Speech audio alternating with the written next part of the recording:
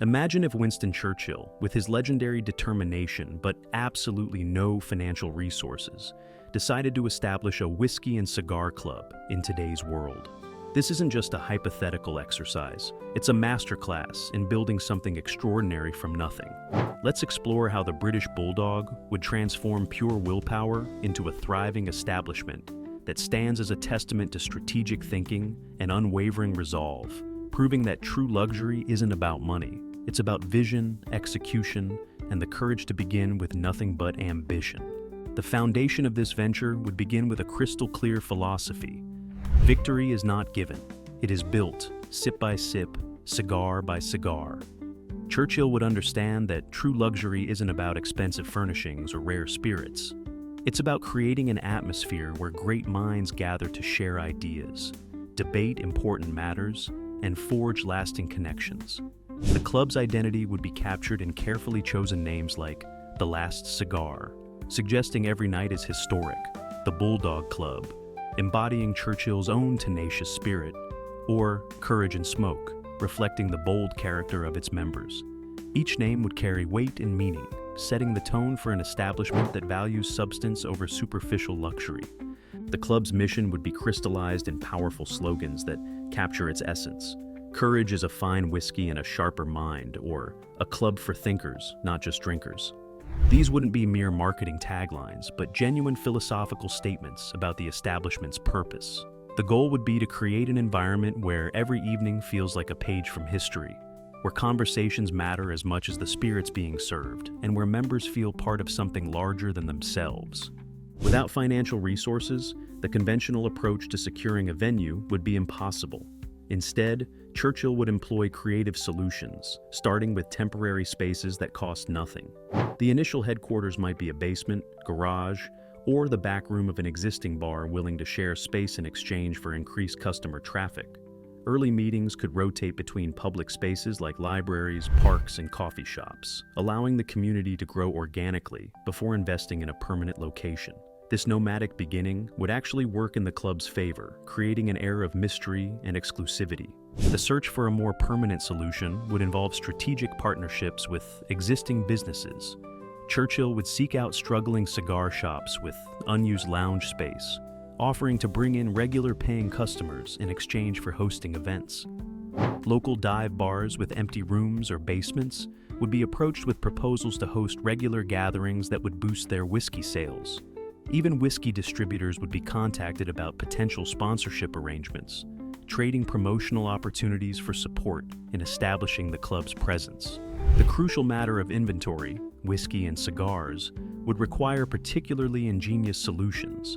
Rather than starting with an extensive collection of premium spirits, Churchill would carefully select just 3 affordable but quality whiskeys in the $20 to $40 range. These would be chosen for their ability to impress discerning palates without breaking the bank.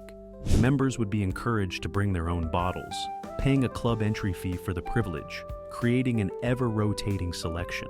Local distilleries would be approached with proposals to feature their spirits in exchange for providing bottles at cost or on consignment. To build the whiskey collection without capital, Churchill would implement creative membership incentives. Members could earn discounts on their club fees by donating bottles to the communal collection. Regular tasting nights would charge $10 to $20 for small pours from the club's growing selection, generating revenue while creating engaging experiences. The focus would always be on quality over quantity, proving that a carefully curated selection of affordable spirits can provide just as much enjoyment as an extensive premium collection. The cigar strategy would follow a similar path of resourceful procurement. Instead of stocking expensive Cuban cigars, the club would source quality bundle cigars from wholesale suppliers. A bring-your-own-cigar policy would be implemented for early events, with members receiving discounted entry fees for contributing to the communal humidor. Partnerships with local tobacco shops would secure member discounts and provide a steady supply of quality smokes without requiring upfront investment. The emphasis would be on discovering hidden gems among more affordable options, proving that good taste doesn't always require a premium price tag. Creating an atmosphere of exclusivity without spending money would rely heavily on careful attention to detail and psychological principles. The membership system would start simple. $10 monthly dues that make people feel invested, while building a fund for future expansion. Every event would be strictly invite-only, with DIY printed invitations that look elegant despite their modest production. A dress code requiring at least a blazer would instantly elevate any setting, while carefully arranged secondhand furniture and strategic lighting would create an upscale ambiance on a shoestring budget.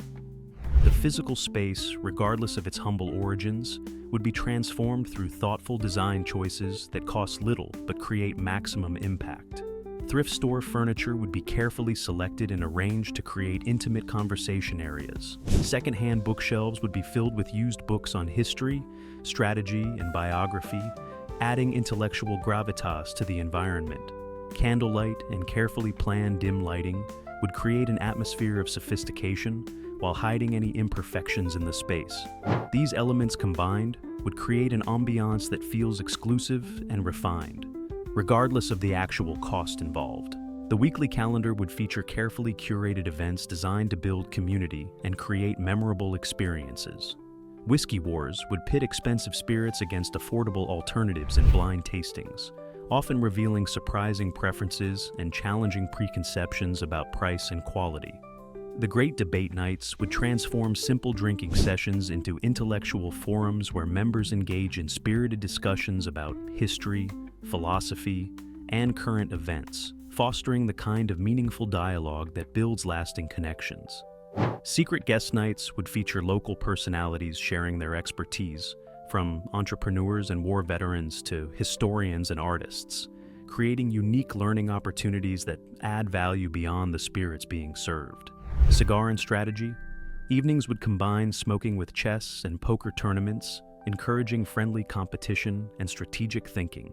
Each event would be designed to create experiences that money alone cannot buy, proving that true luxury lies in the quality of interaction rather than the cost of admission. Marketing would rely entirely on word of mouth and strategic partnerships, turning financial constraints into advantages. Each member would be allowed to invite one new person, creating a controlled growth model that maintains exclusivity while ensuring steady expansion. A referral rewards program would offer free cigars or drinks for successful member recommendations, incentivizing organic growth without requiring advertising spend. The limited membership model, only 50 spots available, would create natural demand through scarcity. Social media presence would be carefully curated, featuring artistic black and white photographs that capture the club's sophisticated atmosphere without revealing too much. Posts would include quotes from Churchill and other great thinkers, reinforcing the intellectual foundation of the club. Short video clips of debates or toasts would provide glimpses of the experience without giving everything away. Local business partnerships would be cultivated through networking events disguised as exclusive after-hours gatherings, creating mutually beneficial relationships that support growth. The financial strategy would be built on multiple modest revenue streams that add up to sustainable growth. Entry fees of $10 to $20 per night would cover basic operations, while $30 monthly memberships would provide stable income. Special tasting events, private party bookings, and high-margin merchandise like branded cigar cutters and lighters would generate additional revenue without requiring significant upfront investment. Each revenue stream would be carefully designed to support the club's growth while maintaining its accessible yet exclusive character. Growth would follow a carefully planned three-phase strategy. The first phase, operating between $0 to $1,000 in revenue, would focus on building community and reputation while using borrowed spaces. This period would be crucial for establishing the club's culture and proving its concept. The second phase, from $1,000 to $5,000, would involve sharing space with existing businesses and expanding the club's inventory and offerings. During this time, the focus would be on reinvesting profits to improve the member experience while maintaining operational efficiency.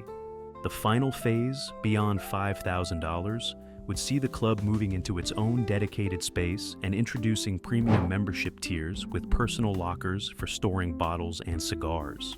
This expansion would be approached cautiously, ensuring that growth never comes at the expense of the intimate atmosphere and community spirit that made the club special in the first place. The goal would be to create a self-sustaining institution that maintains its character while continuing to evolve. Churchill's approach would prove that luxury and exclusivity aren't about having the most expensive products or the fanciest location. They're about creating an experience that people value through careful attention to detail, strategic thinking, and an unwavering commitment to quality within constraints. A world-class establishment could emerge from nothing but determination and ingenuity. Every aspect would reinforce the founding principle that success is not built on wealth, but on will. In essence, this wouldn't just be a place to drink whiskey and smoke cigars. It would be a proving ground for the idea that greatness can emerge from anywhere, given enough courage and careful planning. Each evening would be a reminder that where cigars and ideas ignite alike, anything is possible with the right strategy and unwavering determination. The club would stand as a testament to Churchill's spirit, proving that true luxury is built not on deep pockets, but on deep conviction.